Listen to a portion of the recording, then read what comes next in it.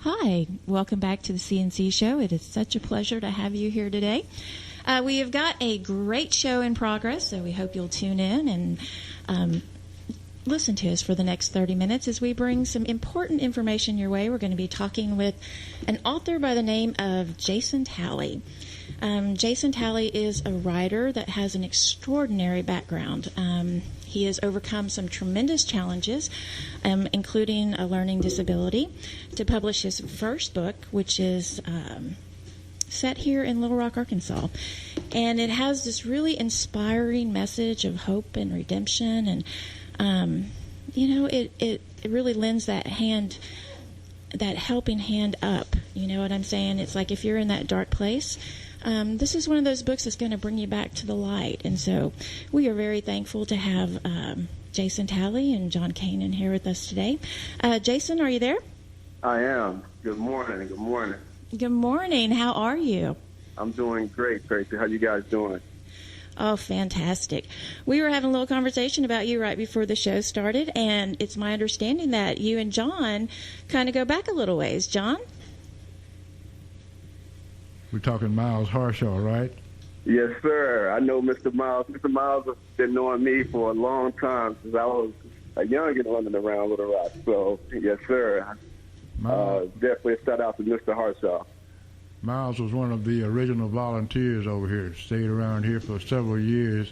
Is still engaged with the station. When I go and talk to him, we'll be contacting you about some creative thought and development stuff. Oh, excellent. Sounds good. All right, Jason. Yes. I have a couple questions for you. I really loved receiving the book, and I just think you've done a fabulous piece of writing here, and I want to talk a little bit about all of these things that went into making this project happen. Okay. First of all, I think it's important that people understand who you are and where you're coming from. And I think they really get a greater sense of appreciation for the work that you've done when they realize all of the struggle that you've gone through to get here. And so tell us a little bit about your background, your learning disability, and how you overcame that to become Absolutely. This wonderful author. All right. Well, first off, I am Little Rock. I mean, born, bred, raised, and just something about being from there, that I think that people have a sort of resilience, because, it can be a tough place to grow up. And a lot of great people have came from Little Rock, and I'm just so proud, to be a native of that place, because it's basically everything that I've been through growing up has made me out of the man I am today. And there's a lot of things that people, outside of the city would never fully understand. And when you're from there, it gives you a greater sense of appreciation, valuing things about life. And when you mentioning my the learning disability that I overcame, I have a special place in my heart for educators. And it was 3 educators really throughout my life that pretty much changed my whole direction and my whole way of thinking about what is possible and what I can become. So the educators in my life are really special.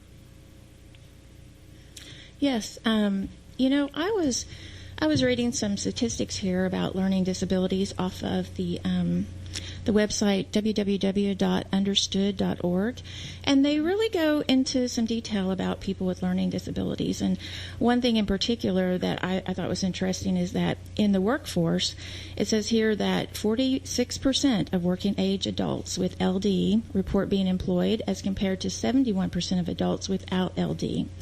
67% earned $25,000 or less per year within 8 years of leaving high school. 19% say their employers are aware that they have LD, and 5% have accommodations in the workplace. Have you ever found your learning disability to be a challenge in your work? No, not at all.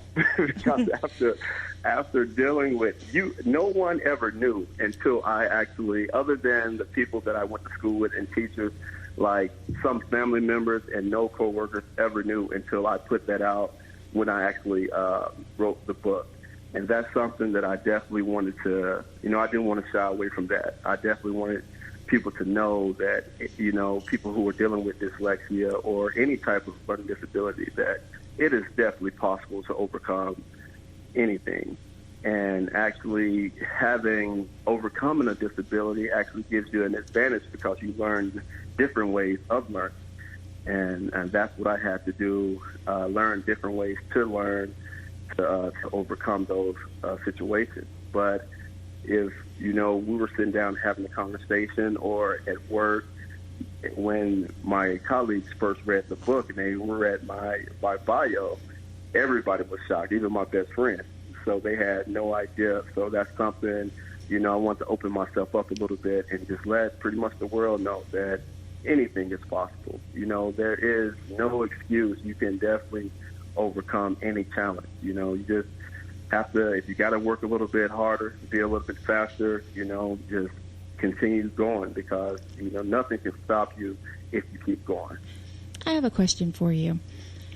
Your perspective on this issue is important to me, and that is when you're in the workplace, and this is really a very hot topic because anybody that's been applying for a job recently, if you get an online application or even a printed application, they have now added what is a new section. And basically it's a section about disabilities. And they are asking for you to disclose if you have even the smallest disability. I mean, if you have autism, or if you have anxiety, or if you even have depression, they want to know if you have depression. Do you feel like that violates your rights? Do you feel comfortable telling a boss about that? Do you think a boss needs to know about that? Well, my personal opinion, I guess it depends on if you look at it as a disability or if you think you would need special accommodations.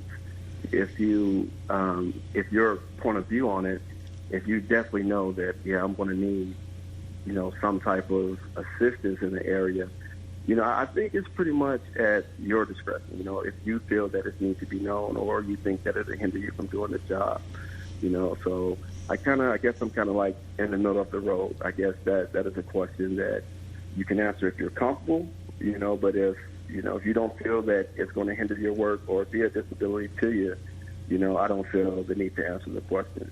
Right. And I agree with that. So, Jason, how did you actually experience the lack of faculties? What happened for you to understand where you were? Well, first, I didn't know. At first, I didn't even understand what dyslexia was.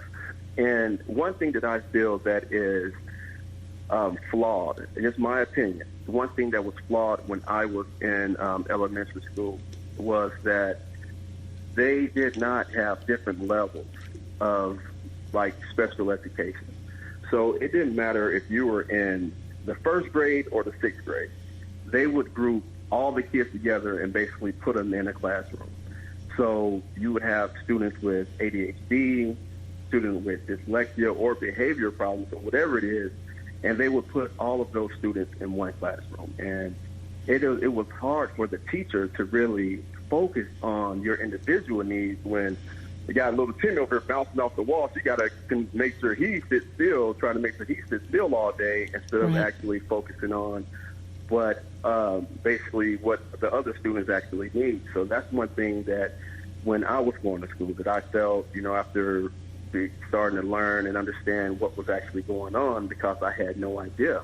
Because when you're young and when somebody tells you you can't do something, or a teacher tells you, well, you can't keep up with the other kids or whatever, I think the teachers are, more influential than our parents sometimes, because the teacher can tell your parents something and your parents believe it just like you do.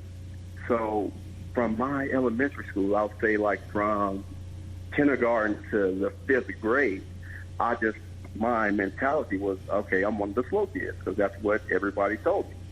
And it didn't actually change until me and my family moved to Hampton, Arkansas, where the Parker family is from, my mom's side of the family.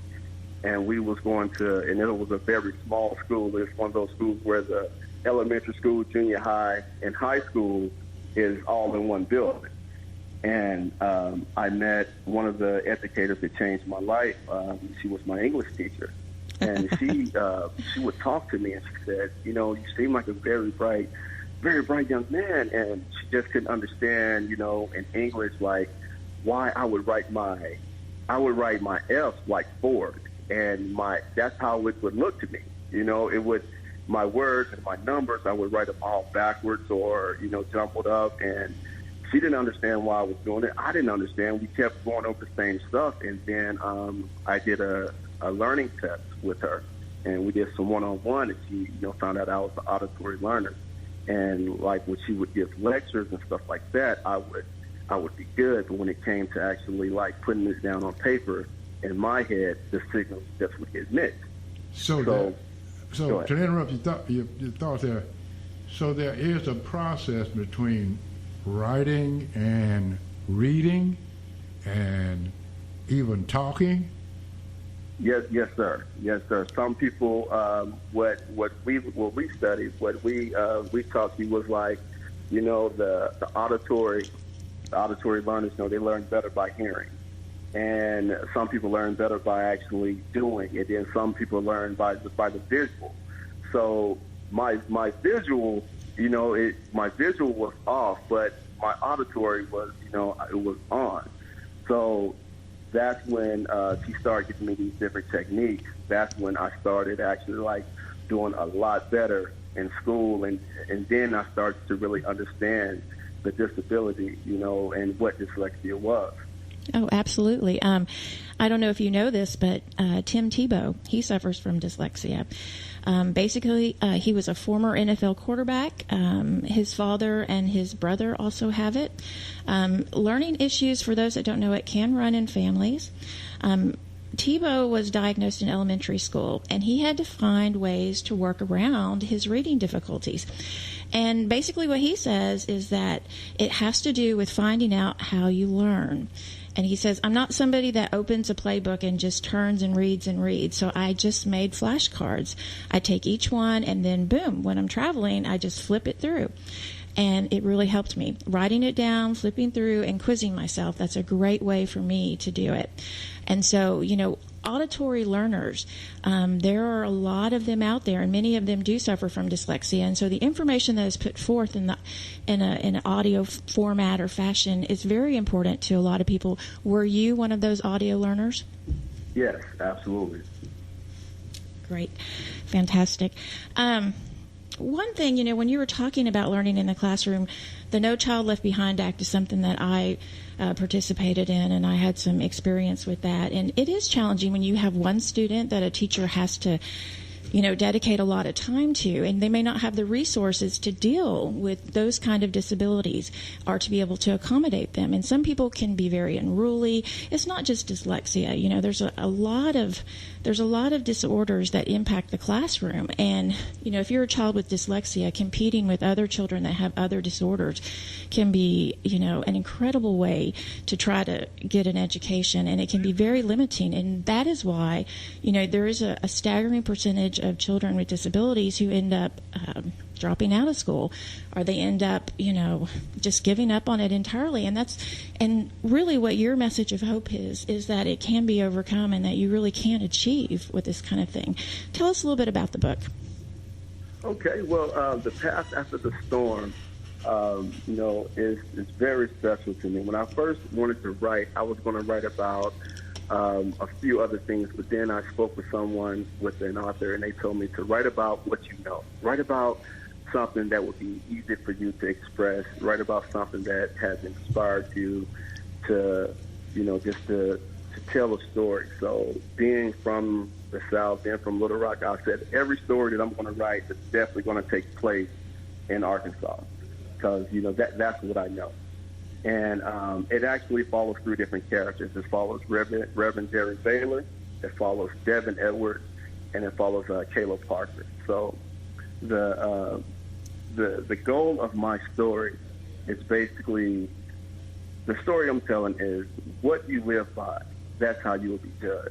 Yes. And my pastor, the inspiration for that actually came from two childhood pastors that I had. Now, it is definitely a fictional story, so none of the stuff that really happened in the book was really what happened to them, but that gave me the inspiration to write the book. So I go into a little bit deeper and kind of a dark place with it, because it's about actually the preacher. For one, he's a man, and one thing that I experienced growing up, and I have a really faith-based family, and one of those families who really go to church, Southern Baptist, and when I was young, I was always really close to the pastor. I mean, that's as far as I wanted to be a preacher. That's what I thought I wanted to be. And when you would hear these rumors and you would hear these accusations about, the pastors, I think the hardest job in the African-American church is being a pastor's wife, because you would hear, I would hear all these things from the members that would just man, how could this even, how could they even accuse him of this? This is our leader, our spiritual leader. And some of the things that I experienced young was actually finding out that some of these accusations was not accusations. And really it scarred me, so, and it kind of turned me away from the church when I was at a very young age. So with these men who I idolized, that I found out that, they were not of the higher standard I put them on. And it just took much later in life of me growing up and becoming a man myself and going through things to understand that, no matter what role you have in life, that you will go through some things, that, we all have to deal with life and going through it, no matter if you're a pastor, doctor, whatever, that you will experience life. That's true. So, look like you still had a caring community, Jason.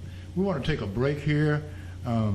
We have an underwriter spot and a birthday spot that we are pushing for a little social engagement with all of the supporters that have been supporting the station over the last 31 years.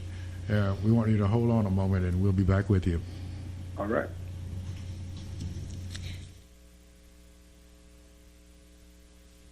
KABF proudly welcomes Sun Records recording artist Sonny Burgess and the legendary Pacers, live September 5th at South on Main, 9 p.m. We're celebrating 31 years of community broadcasting in Little Rock. Along with a live performance from Sonny and his band, Arkansas's finest local talent will perform greats from the Sun Records era. Featuring Amy Garland, Trey Johnson, Greg Spradlin, Justin McGoldrick, Blues Boy Jag and the Juke Joint, and the Zombies. South on Main will be open for regular dinner service. Wristbands may be purchased for $15 when the doors open at 4 p.m. No pre-sale, very limited tickets. Join us for the big night. KABF turns 31 with Sonny Burgess and the legendary Pacers. South on Main, September 5th, 9 p.m.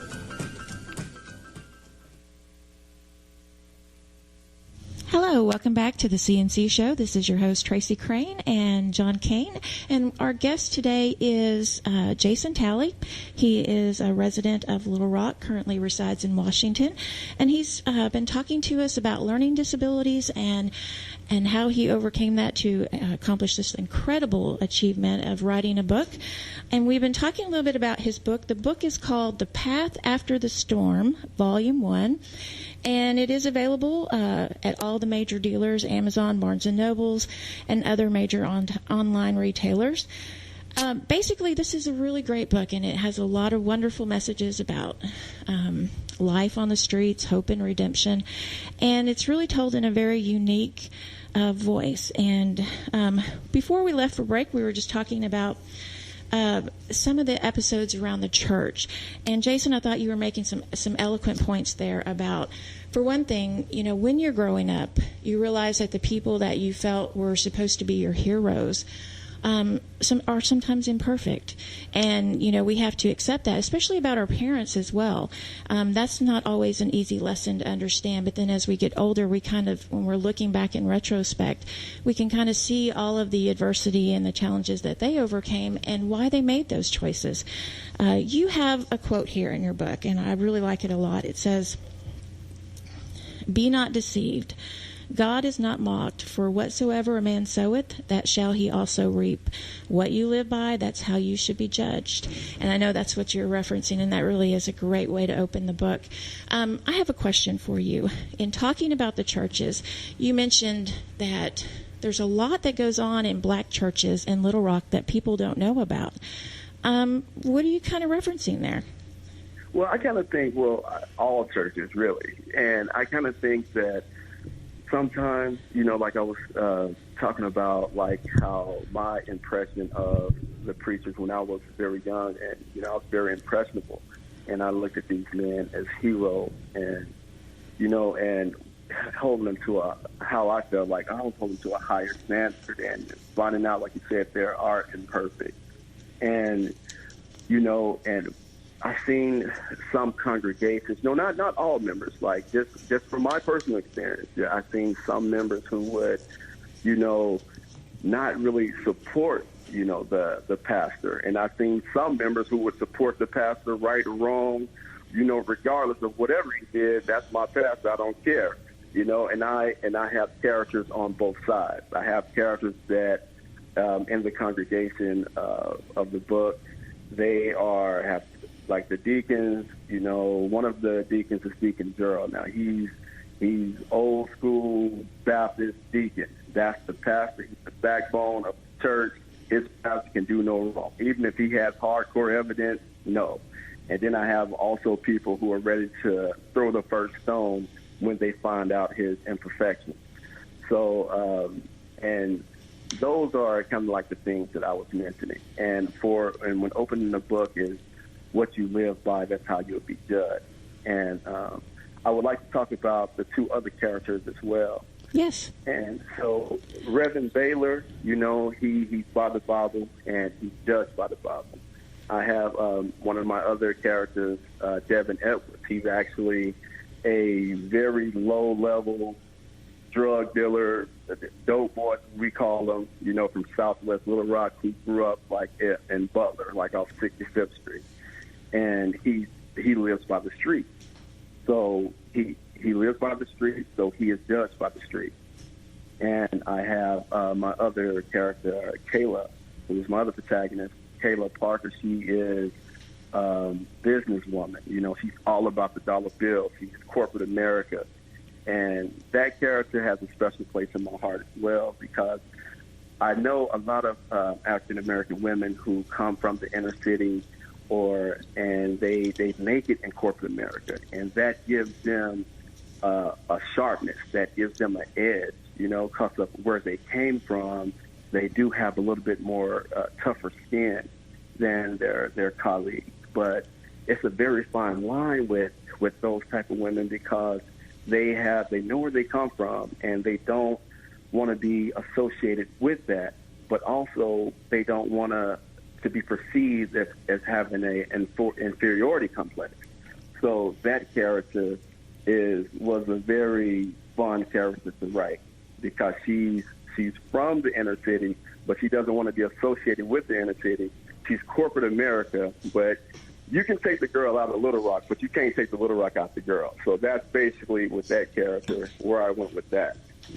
And the Devin Edwards character, he's from the street, and that's what he knows. So what makes sense in his world does not necessarily make sense in my world or any of the other characters' world.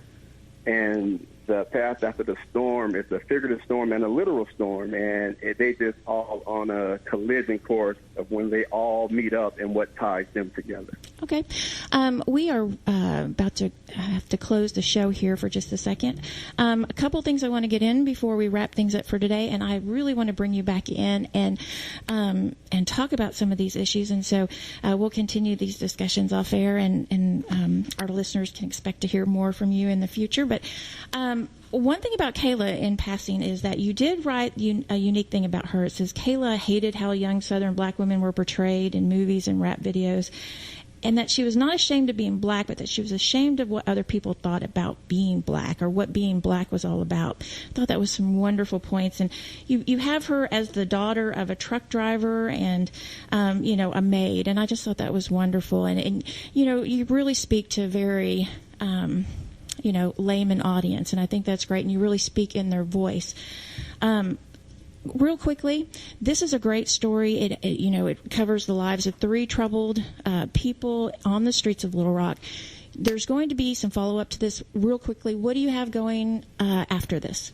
And how can people connect with you to learn more about it? Oh, please check me out. The Path After the Storm has a Facebook page, on Twitter, The Path by Jason, Instagram, The Path by Jason, and I'm on Facebook, Jason Talley. So definitely the Path After the Storm Facebook page. I'm always putting updates of my next project. And the next few things I have going on is a web series, Trash Bag Suitcase, and that is something that I'm very passionate about. That's coming out. Just want to shout out to my crew, Darnell, Gerald, Winter, Joya, everybody doing a great job with that. We start filming last weekend.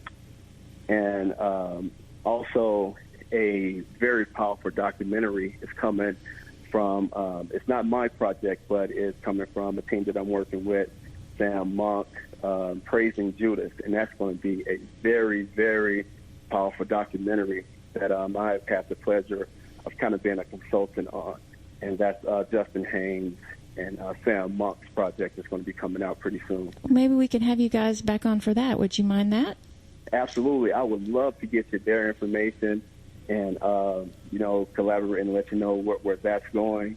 And also the Trash Bag Suitcase crew is very ready. And that is basically, to touch on that a little bit, that story is basically about young people in relationships and have no idea what they're doing. It's about all young men having to use a trash bag as a suitcase at one point in time. That's right. Choosing the wrong relationship. And you're leading them up a better path, and I love that about your book. Thank you so much for being with us today. Well, Jason, we're going to sign off here. This is John Cain speaking. I'll be in touch with you directly for some human endeavors in the city. And appreciate meeting you and talking to you. I'll be talking to Miles Hartzell really, really soon. All right. Thank you. Thank you. All right, bye-bye. Fantastic.